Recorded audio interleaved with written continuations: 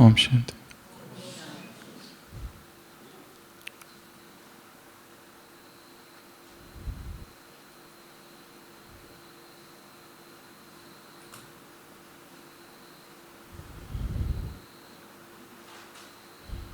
भारत में Indian art की दुनिया में दो नाम बहुत प्रसिद्ध है, अवनींद्रनाथ टैगोर और उनका शिष्य नंदलाल बोस।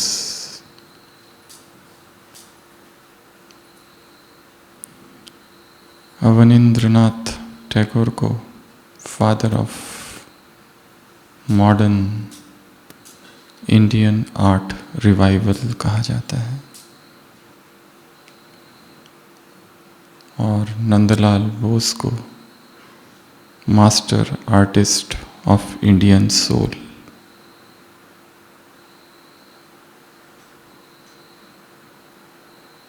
कला, बंगाल स्कूल ऑफ आर्ट में जिन्होंने बहुत बड़ा योगदान दिया, उस ब्रिटिश काल में स्वदेशी आर्ट का प्रचार प्रसार किया। महान कवि रविंद्रनाथ टैगोर के बड़े भाई का बेटा अवनींद्रनाथ टैगोर। एक बार जब रविंद्रनाथ टैगोर बैठे थे अवनींद्रनाथ के साथ, तो अवनींद्रनाथ का चित्रकार शिष्य नंदलाल वहाँ आया। युवा है और वो अपने गुरु को दिखाता है उसने निकाली हुई एक कलाकृति, एक कृष्ण का चित्र।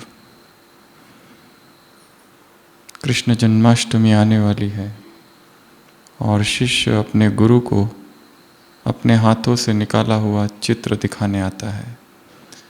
वो चित्र बहुत बहुत अद्भुत था। कृष्ण का ऐसा चित्र रविंद्रनाथ कहते हैं मैंने आज तक कभी नहीं देखा।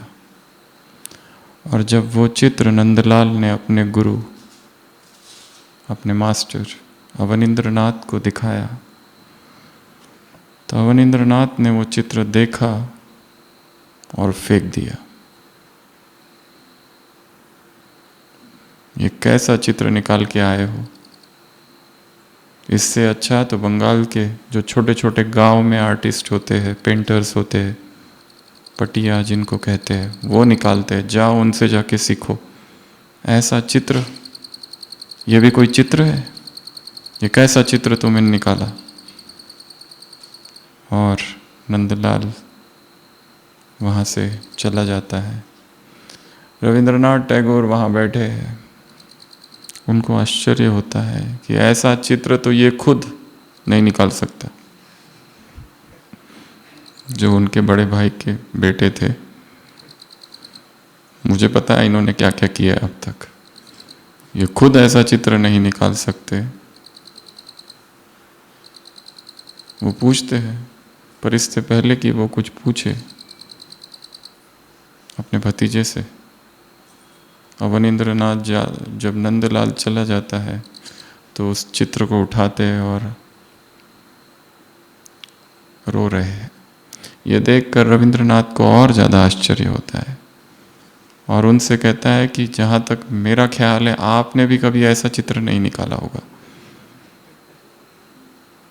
अवनींद्रनाथ कहते हैं मुझे पता है। तब तो और ही ज़्यादा आश्चर्य होता है। फिर क्यों उसका चित्र फेंक दिया और क्यों उससे कहा कि उससे अच्छा गांव के छोटे छोटे चित्रकार कृष्ण का चित्र निकाल सकते हैं।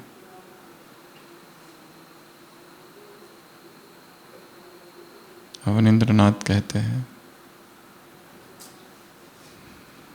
मैंने उसके भीतर संभावना को देखा है।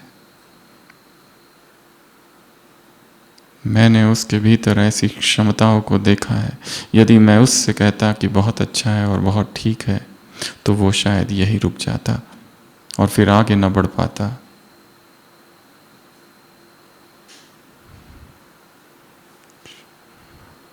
शायद मुझको वो अब न समझ पाए,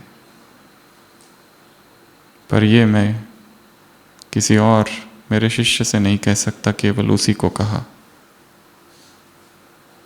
और मैं जानता हूं कि जो चित्र उसने निकाला है उससे अद्भुत कृष्ण का और कोई चित्र हो ही नहीं सकता।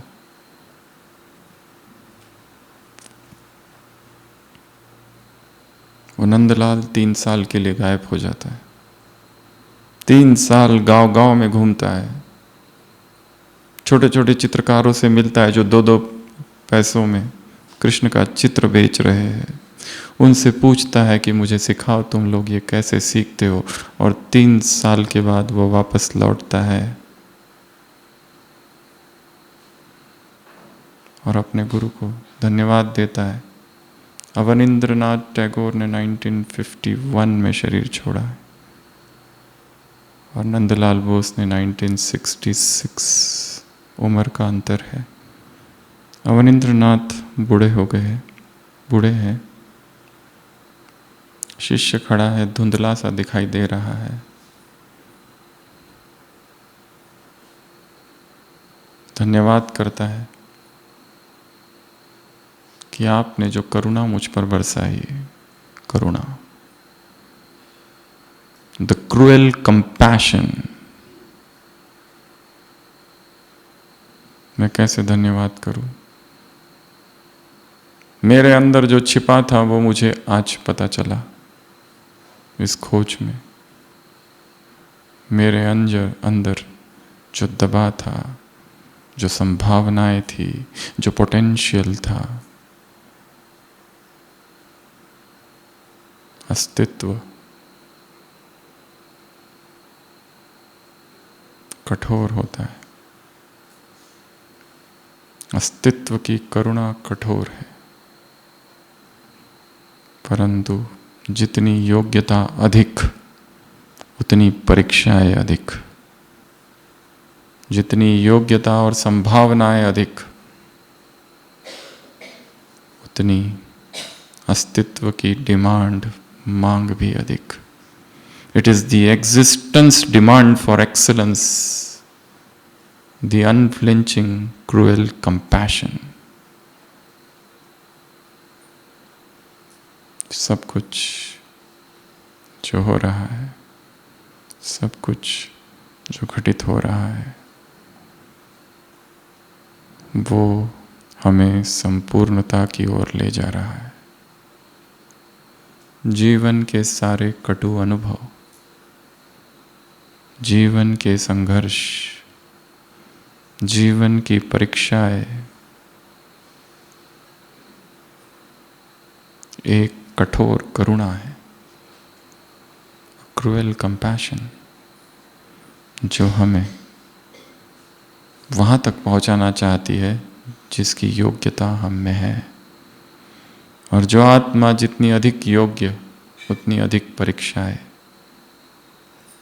उतनी अधिक कठोरता, क्योंकि संभावनाएं बहुत है, पोटेंशियल बहुत है।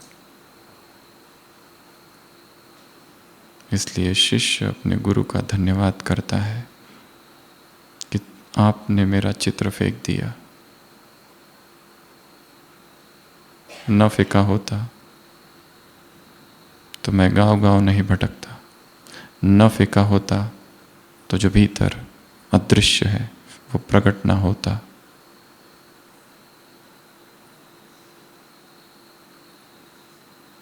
इसलिए भारत में अवनींद्रनाथ के बाद आर्ट की दुनिया में नंदलाल का नाम आता है।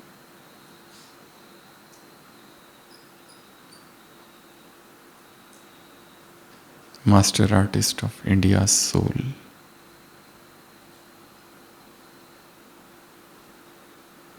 ये सहयोग था, ये स्नेह था गुरु का, ये करुणा थी, ये उदारता थी।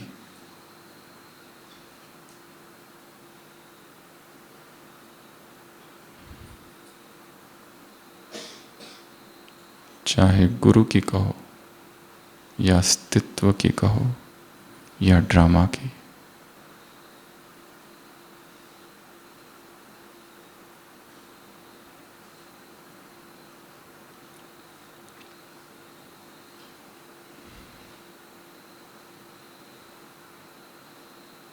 सुबह की अव्यक्त वाणी। कौन किसको देख रहा है और क्या देख रहा है? कौन क्या देख रहा है?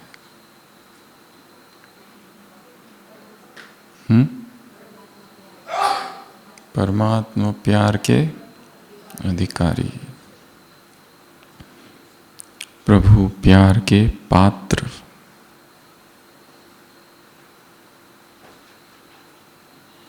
ये परमात्मा प्यार क्या करता है? डिवाइन लव, गॉडली लव, ईश्वरीय लव क्या करता है?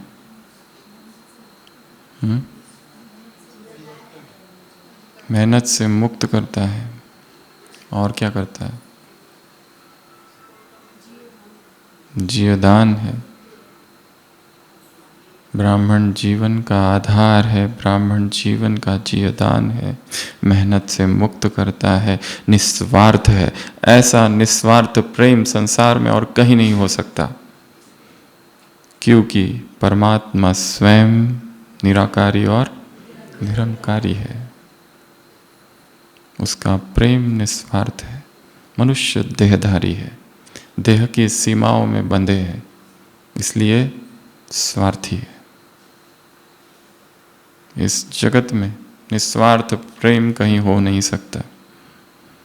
भीतर सूक्ष्म स्वार्थ छिपा होता है।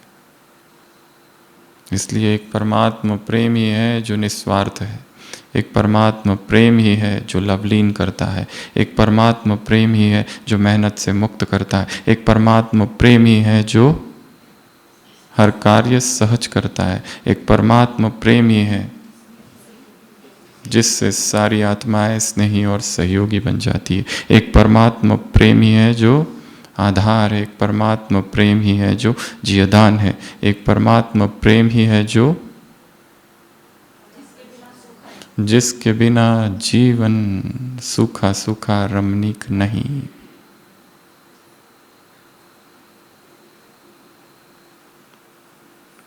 प्रेम जीवन में रमणीकता भरता है। कौन सा प्रेम? ईश्वरीय प्रेम, द लव डिवाइन। बिना प्रेम के ज्ञान केवल लॉजिक, केवल रीजनिंग, तर्क बहुत ही ड्राई है। प्रेम वो गीलापन लाता है। तो कितनी बातें बताई ईश्वरीय प्रेम की। पहला निस्वार्थ, दूसरा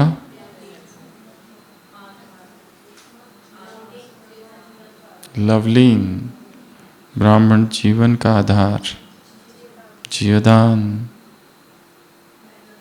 मेहनत मुक्त, अतीन्द्रिय सुख की मौज। क्या कहा?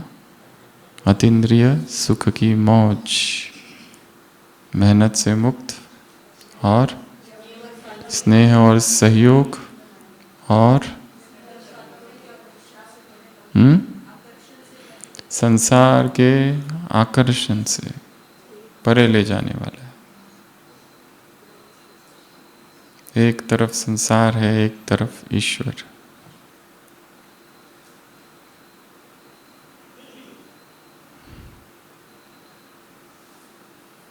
इस संसार के आकर्षण से मुक्त होना बड़ा कठिन है, बहुत कठिन। संसार में कितनी वस्तुएं हैं, संबंध है, सब खींचते हैं। तो आकर्षण से मुक्त करने वाला, मेहनत से मुक्त करने वाला, स्वार्थ से मुक्त करने वाला, जीवदान देने वाला, ब्राह्मण जीवन का आधार, लवलीन करने वाला, इस प्रेम में लवलीन। तो मुरली की शुरुआत प्रभु प्रेम से है और सभी क्या है? परमात्मा प्रेम की अधिकारी आत्माएं। दो प्रकार के बच्चे बाबा देख रहे हैं। कौन कौन से?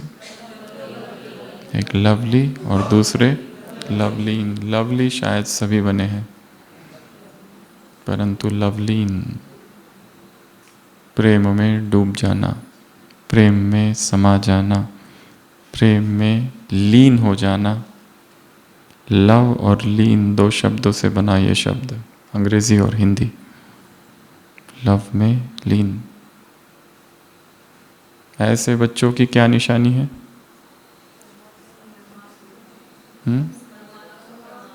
वो फरमान पर चलने वाले हैं। और फरमान क्या है? फिर दो बातें मुरली में, दो दो दो दो दो दो कई बार है। योगी भव और पवित्र भव। The first ordinance, the first rule, the first श्रीमत, द फर्स्ट मर्यादा, द फर्स्ट फरमान, योगी भव और पवित्र भव। अगर ये दो नहीं और बाकी सब है तो फेल।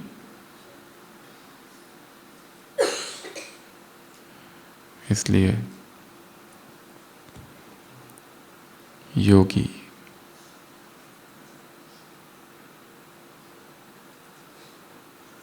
प्योर,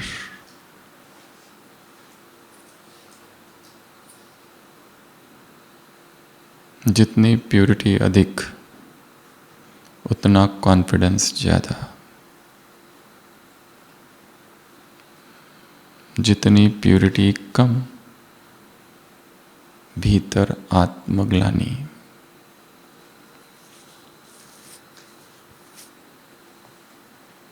पश्चाताप, संताप,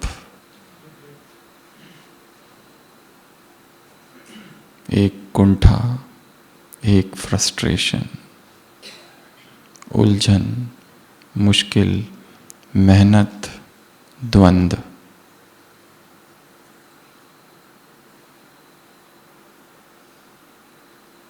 निर्णय स्वयं को करना है। 1843 में एक किताब लिखी गई थी सायरन किरकीगार्ड की, डैनिश भाषा में।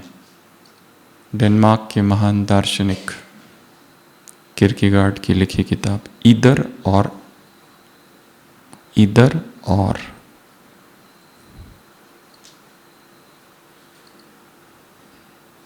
इधर या उधर, ये या वो। जो व्यक्ति अपने जीवन में निर्णय नहीं कर पाता, इधर जाऊं या उधर जाऊं, एग्जिस्टेंशियल क्राइसिस, अस्तित्वगत क्राइसिस जब जीवन में है, एक तरफ सौंदर्य, एक तरफ नीति, कहां जाए? एक तरफ भोग, एक तरफ संयम, कहां जाए? जो ये निर्णय नहीं कर पाता, उसका जीवन द्वंद्व में बीतता है। Boredom is the root of all the evils, किताब में लिखा है। चूज, इधर या उधर, इस पार या उस पार, इधर और, and come out of all the crisis. कूद जाओ। स्वयं का निर्णय स्वयं लो। एक तरफ वासना, एक तरफ प्रेम, एक तरफ जगत, एक तरफ ईश्वर, एक तरफ भोग विलास, दूसरी ओर निष्कलंक ब्रह्मचर्य। एक तरफ शरीर के सुख, दूसरी तरफ आत्मा के सुख।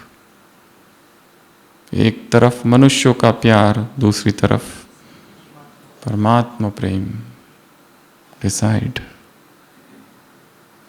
एक तरफ संसार के संबंध जो निरंतर अंतहीन दुख में ले जाते हैं, जिसमें अंतहीन उलझन ही उलझन है, कुचक्र है, अपेक्षाएं, अपेक्षा भंग, मोह, मोह भंग। दूसरी तरफ वो परमात्मा प्रेम जो सबसे परे है, इधर और डिसाइड। तो सबसे पहला फरमान योगी और पवित्र, ये इतना किया तो आगे का रास्ता सहज। अगर इसी में ही उलझे है अभी,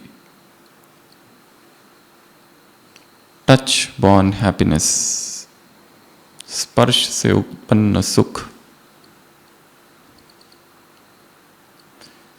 सुख क्षणिक है पर पेन प्रोलॉन्ग्ड है। दुख और दर्द कैसा है, उसमें लंबा समय हो सकता है, जीवन पर्यंत। सुख है क्षणिक, दर्द है दीर्घकालीन।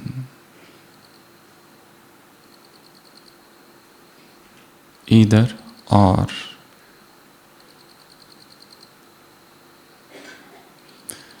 अनिर्णय में ही जीवन ना बीत जाए। टू बी और नॉट टू बी, शेक्सपियर के हैमलेट जैसा। इधर जाऊं या उधर जाऊं, ये करूं या वो करूं, इधर रहूं या उधर रहूं, जॉब करूं या न करूं, फुल टाइम करूं या पार्ट टाइम करूं, शादी करूं या न करूं।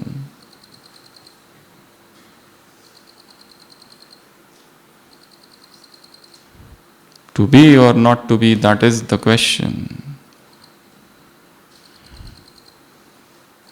Anirnay, indecision, to sit on the horns of dilemma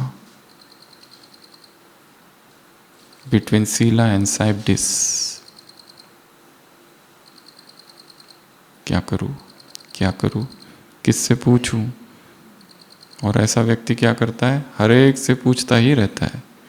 जो भी नया व्यक्ति मिला उसको पूछने क्या करना चाहिए मुझे, सबसे पूछेंगे पर किसी के भी उत्तर में रुचि नहीं है। रुचि किस में है? प्रश्न पूछने में। आंसर में कोई इंटरेस्ट नहीं, क्योंकि आंसर तो वही देंगे। अमृत वेला करो, सामान लो, मुरली सुनो, सेंटर पर जाओ, जो कि सब पता है। उत्तर बाहर से कभी नहीं आया है, उत्तर भीतर है। उत्तर कभी किसी से आ ही नहीं सकता।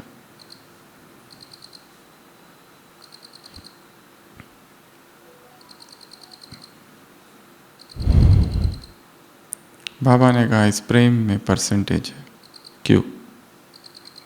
क्यों? क्यों?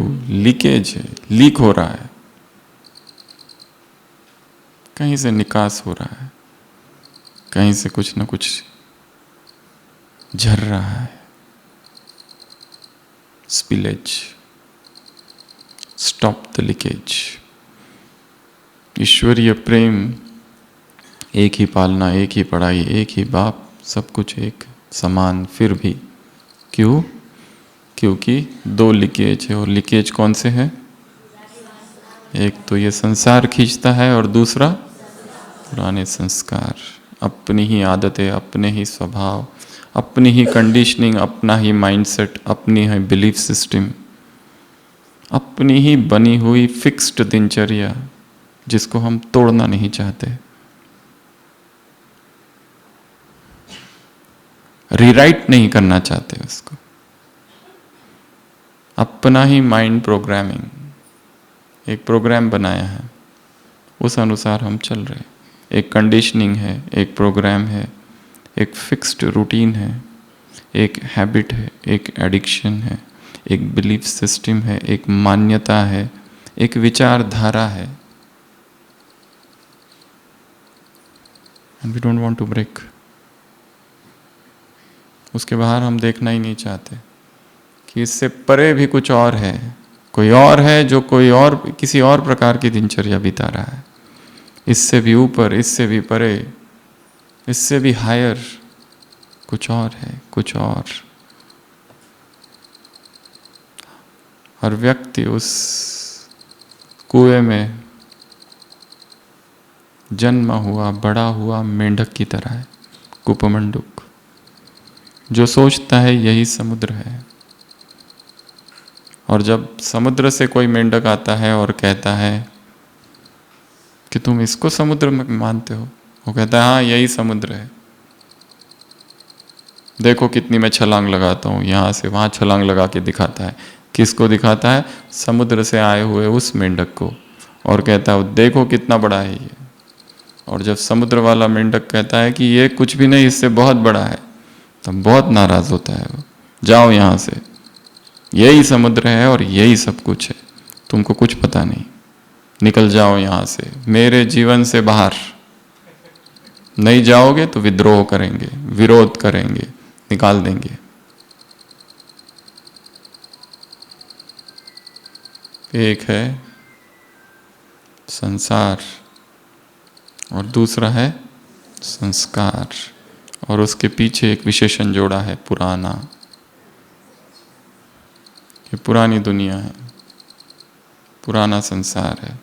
संसार में बहुत आता है, वस्तुएं आएगी यहाँ की, यहाँ के संबंध, यहाँ के लोग, यहाँ की वस्तुएं, यहाँ का पैसा, यहाँ की सुख सुविधाएं, यहाँ जो कुछ हो रहा है वो सब कुछ ये खींचता है। ऐसा लगता है इससे सुख मिलेगा। Compassion is not comfort. कहानी में जो बताया, कंपैशन की परिभाषा कंफर्ट नहीं, क्रूएल्टी।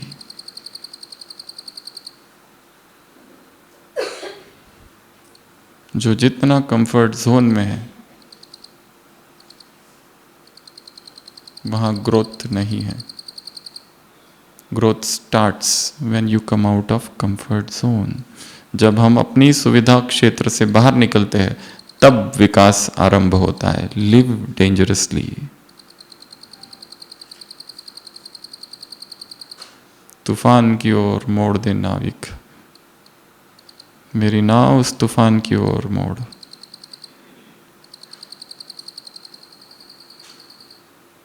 कांटे रोंदूंगा अपनी राह बनाऊंगा, तुम फूलों भरी डगर की बातें किया करो।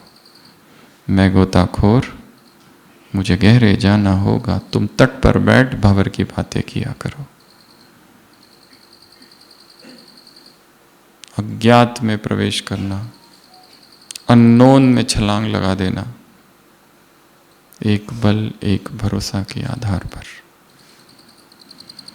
ये संसार एक चक्रव्यूह है, एक इंद्रजाल, एक मायाजाल, एक षड्यंत्र, एक भूल भुलैया का खेल।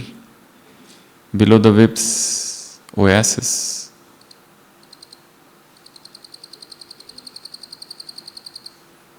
इसमें जो जाता है बाहर निकल के आना बड़ा मुश्किल है। किसी व्यक्ति से किसी भी तरह का नया संबंध बनाओ, संबंध बनाना, रिलेशनशिप बनाना बहुत आसान है, पर उससे फिर बाहर निकलना मुश्किल ही क्या, असंभव।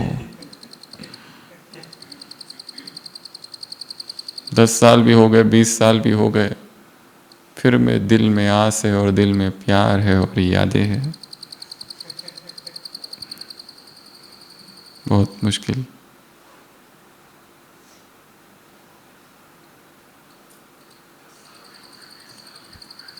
इसलिए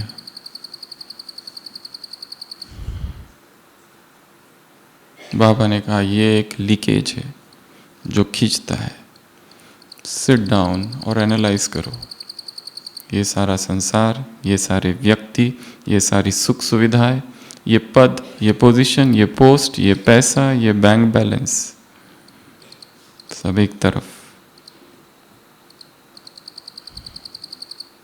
और दूसरी तरफ ईश्वरीय प्रेम। Seek ye first the kingdom of God. Jesus कहता है पहले ईश्वर को प्राप्त करो, ईश्वर के प्रेम को प्राप्त करो। ऑल दीज थिंग्स, ये संसार की तुच्छ छोटी छोटी वस्तुएं अपने आप तुमको मिल जाएगी अगर तुम चाहते हो तो। All these things shall be added unto it. तो एक तरफ संसार और दूसरी तरफ संस्कार।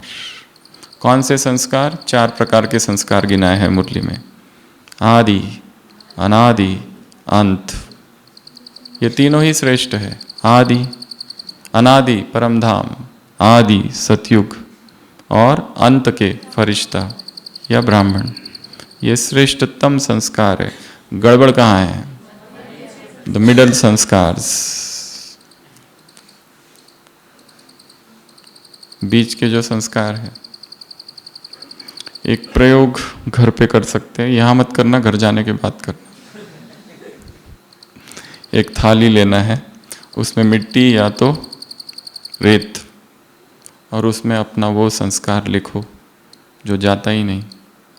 उसको रखो, योग करो, उसको देखो, और योग होने के बाद उसको मिटाओ, और फिर नया संस्कार लिखो।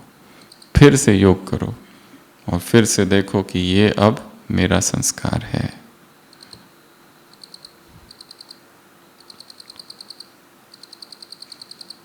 करेंगे? थाली तो है, मिट्टी भी मिल जाएगी, रेत ना मिले तो, और उंगली तो है। काम, लोभ, मनी माइंडेडनेस, पैसा, संबंध, कुछ भी, डिलीट। तो ये 2 बाधाएं हैं, अपने ही संस्कार। कोई और हमारे जीवन में बाधा कभी ना था, न है, न रहेगा।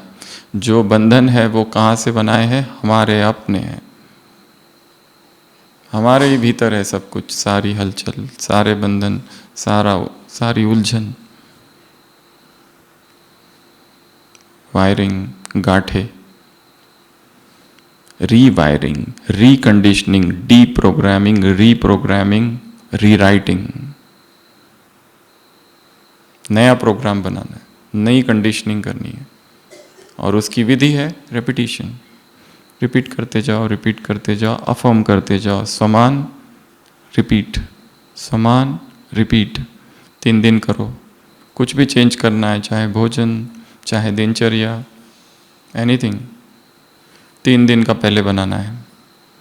वो सक्सेसफुल हो गया, ग्रिप आ गई, फिर 7 दिन का बनाओ। फिर ग्रिप आ गई, उसमें हो सकता है 1-2 दिन गिरो, वापस उठो। बी माइल्ड, ज़्यादा अपने साथ ये नहीं रखना है। फिर 21 दिन का बनाओ।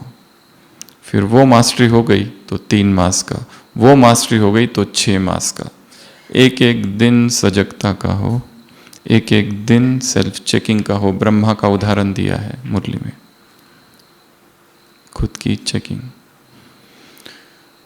तो लवली बनने की, एक है लवली, एक है लवलीन। लवलीन के लिए 2 फरमान, एक है योगी भव, पवित्र भव। परमात्मा प्रेम में 2 लीकेजेस, एक है संसार, एक है संस्कार। संस्कार है 4 प्रकार के, उसमें से ये जो बीच वाला है मिडल संस्कार, राइट अप जर्नल, उसको लिखो और चिंतन करो वो कौन सा मिडल संस्कार है, मध्य का, जो बाधा है। ये 4 संस्कार। फिर विधि क्या है इस संस्कार से मुक्त होने की? कुछ संस्कार इमर्ज करो। कौन से है वो संस्कार? वो तो हो गया, आगे मुरली को आगे बढ़ाओ। स्नेह के संस्कार, सहयोग के संस्कार, उदार चित्त के संस्कार, शुभ भावना के संस्कार, शुभ कामना के संस्कार, श्रेष्ठ भावना के संस्कार, श्रेष्ठ वृत्ति के संस्कार। किसके प्रति? किसके प्रति? एक दूसरे के प्रति। अवगुण ना देखना और कमजोरी ना देखना, ये सबसे बड़ी धारणा है जीवन की, सबसे बड़ी। क्योंकि हमें डिस्टर्ब कौन करता है सबसे ज्यादा? दूसरों की कमियां, दूसरों के अवगुण। बाबा ने कहा क्या समझो ये कौन है? सिकिलदे, मीठे, और एक तीसरा शब्द लाडले। लाडले है, मीठे है, सिकिलदे है, प्रभु प्यार के पात्र है, सभी आत्माएं। और इस समय किसी संस्कार के वशीभूत है। वो निर्दोष है, इस समय वशीभूत है। तो इसको क्या करना है? गिफ्ट देनी है। 15 तारीख की मुरली है, दिसंबर मास 2005। न्यू ईयर आने वाला है, तो न्यू ईयर की गिफ्ट दो। किस बात की गिफ्ट दोगे? गुणों की गिफ्ट दो। मास्टर सर्वशक्तिवान हो, कौन सी गिफ्ट दोगे? शक्तियों की गिफ्ट दो। महादानी हो, देने वाले हो, दो। तो अभी सभी 1 मिनट के लिए स्थिर होंगे, आंखें बंद। अपनी आंखों के सामने ऐसी एक कमजोर आत्मा को लाना है जिसका केवल हमने अवगुणों का ही चिंतन किया है, कमजोरी का ही चिंतन किया है, या फिर जीवन में सबसे बड़ा पेपर, बाधा, संकट, दुश्मन। ऐसी आत्मा को इमर्ज करके उसे शुभ भावना, शुभकामना, प्रेम की किरणें देंगे, स्नेह की किरणें देंगे, सहयोग की किरणें देंगे।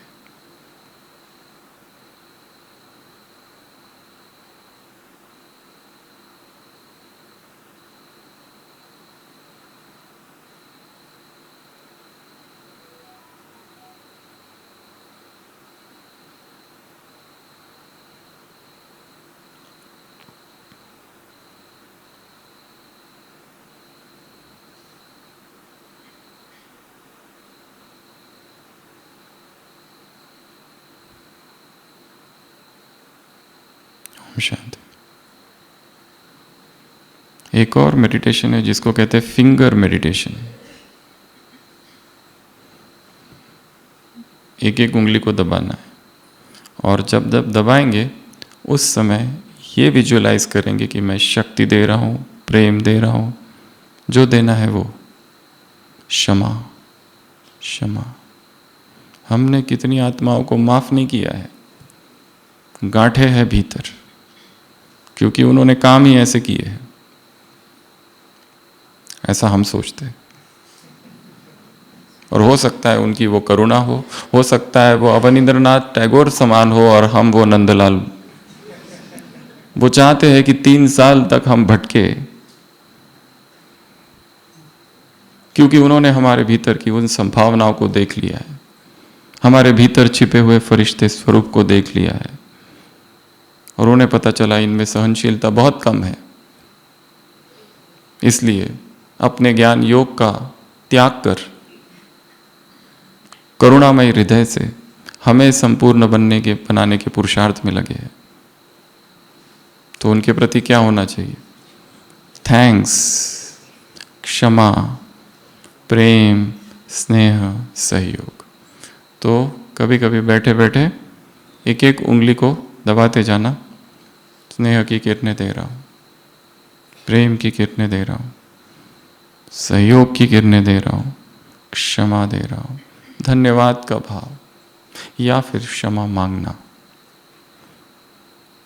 24 घंटे में एक बार अंधेरे कमरे में या कमरे में बैठ के ऐसे हाथ करना है, ऐसे करो, आंखें बंद, और उन सभी आत्माओं से क्षमा याचना करनी है जिनको हमने दुख दिया, इस जन्म में या और किसी जन्म में।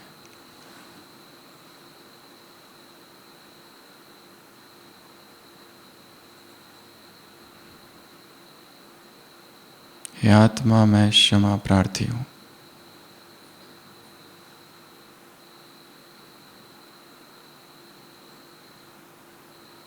ओम शांति।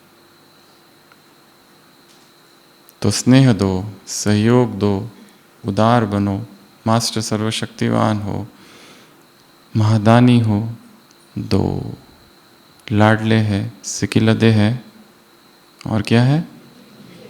मीठे है, मीठे।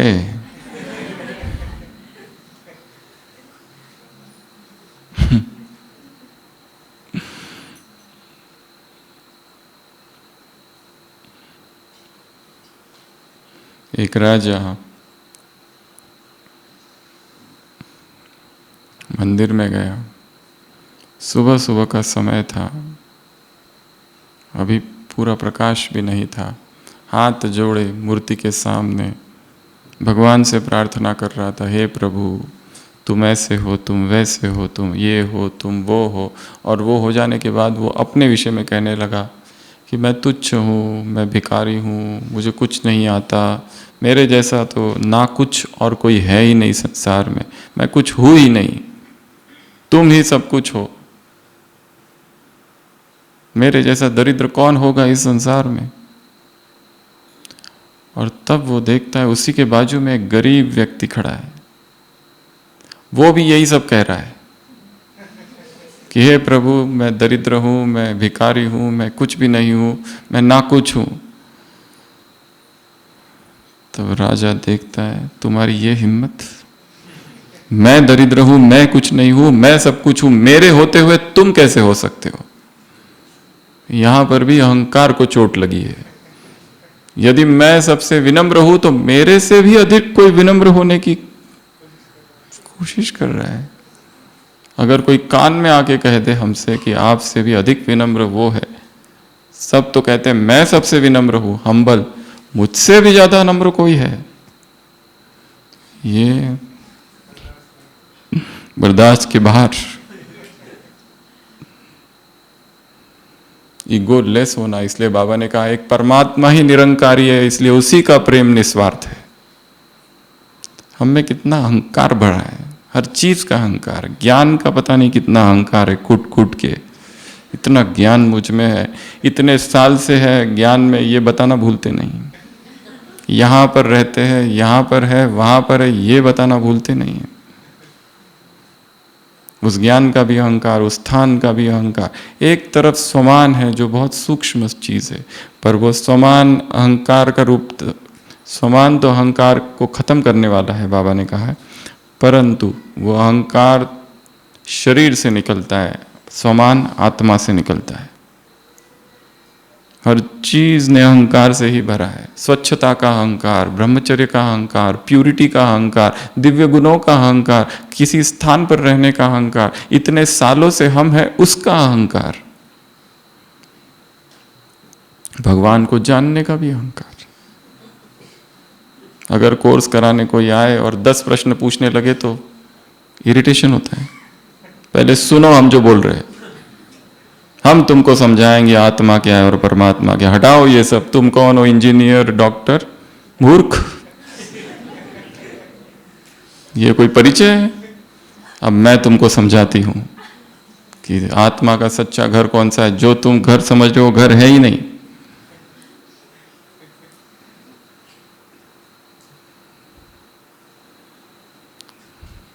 ज्ञानम ददाति विनयम, ज्ञान विनम्रता प्रदान करे। यदि वो ज्ञान विनम्रता नहीं प्रदान कर रहा तो वो ज्ञान की निद्रा है।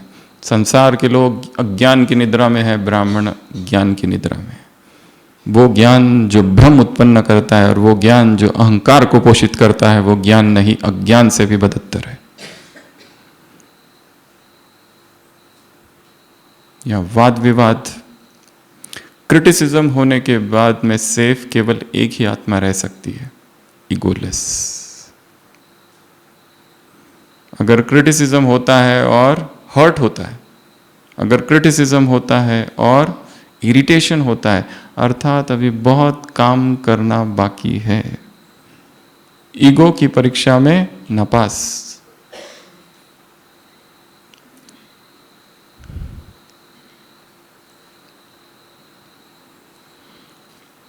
आगे, मुरली को आगे बढ़ाते, आगे। तालियां, क्या कहा? संसार के लोग तालियां बजाए, कौन आ गए? हमारे इष्ट देव आ गए, हमारे पूज्य आ गए। यह है प्रत्यक्षता। प्रकृति को भी परिवर्तन करना है, प्रकृति भी तंग हो गई है। तुम प्रकृति को परिवर्तन करने वाले हो तो क्या मनुष्य को परिवर्तन नहीं कर सकते? परंतु वहां चाहिए इटर्नल पेशेंस, अविनाशी धैर्य। हम अपने आप से कंपेयर करते हैं कि हम कैसे ज्ञान में आ गए और हम कितने जल्दी हमको निश्चय बुद्धि हो गया, तुमको क्यों नहीं हो रहा है? हमको कैसा वैराग था, तुमको वैराग क्यों नहीं है? हमने देखो कैसे सब छोड़ दिया, तुम क्यों नहीं छोड़ते? हम कितने रेगुलर है, तुम क्यों नहीं है? हम देखो 2 बजे वाले हैं अमृत वेला, पर करते क्या हो? नींद।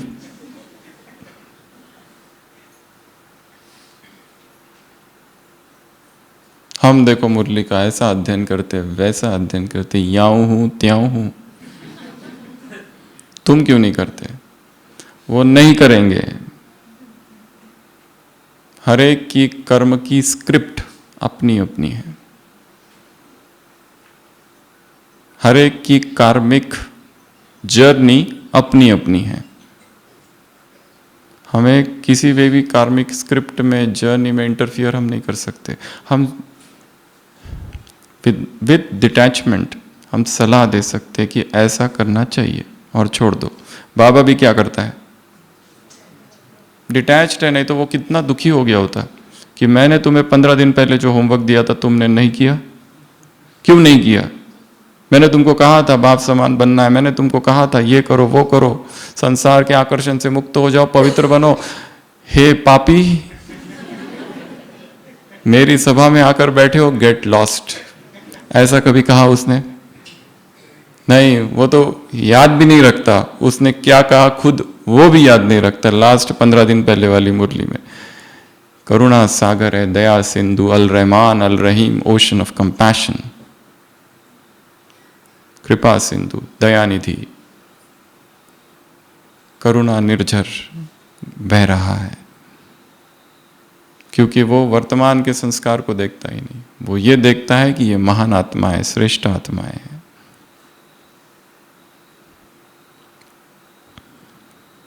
तो तालियां बजेगी, प्रकृति को परिवर्तन करो।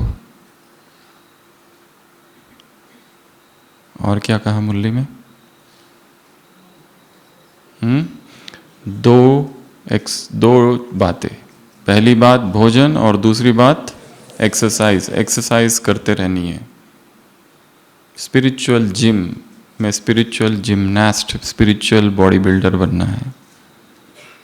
जैसे वो बॉडी बिल्डिंग करने वाले जिम में जाते हैं और मसल्स पर काम करते हैं, और जब मसल्स पर काम करते बार बार आईने में देखते हैं अलग अलग पोजेस में, ऐसे ऐसे करके देखते हैं बनी कि नहीं बनी, निकले कि नहीं निकले, इधर से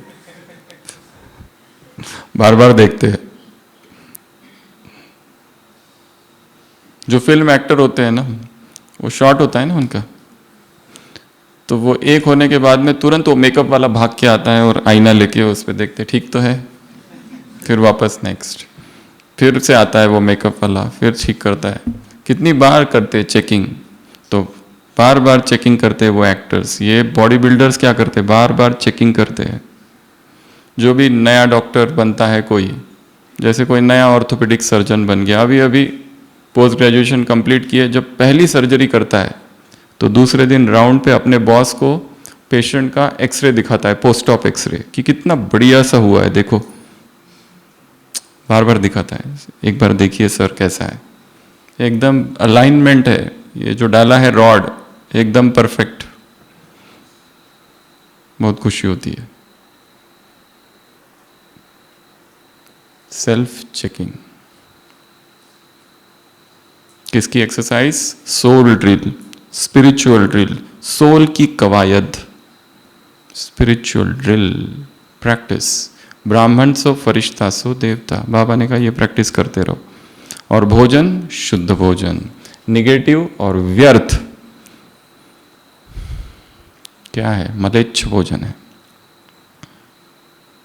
शूद्रों का भोजन है, हमारा नहीं। किसी के बारे में नेगेटिव सोचते रहना, अर्थात हम क्या कर रहे हैं, अपने अंदर गंदगी भर रहे हैं। सुबह भी क्लास में कहा था, एक व्यक्ति है जो गाय गिनते रहता है, गाय और भैंसे। सुबह गिनता है कितनी गांव से बाहर जा रही है चरने, और शाम को गिनता है कितनी वापस आ रही है। बुद्ध उससे पूछते, तुम ये क्या कर रहे हो, क्या ये गाय भैंसे तुम्हारी है? वो कहता है ना, मेरी नहीं है।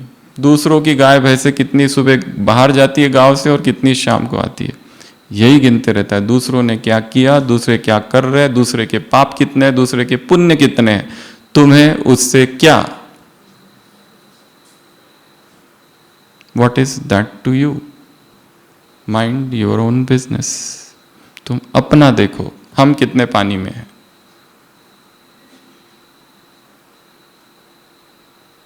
दादी से बात की, गुजरात ग्रुप से बात किया, चुल पे सो दिल पे। नया शब्द आया है वहां पे, कौन सा? षडबंद। तो मुरली में नए नए शब्द आते रहते हैं, उनको उठा लेना है, पिकअप। ऐसे कैसे?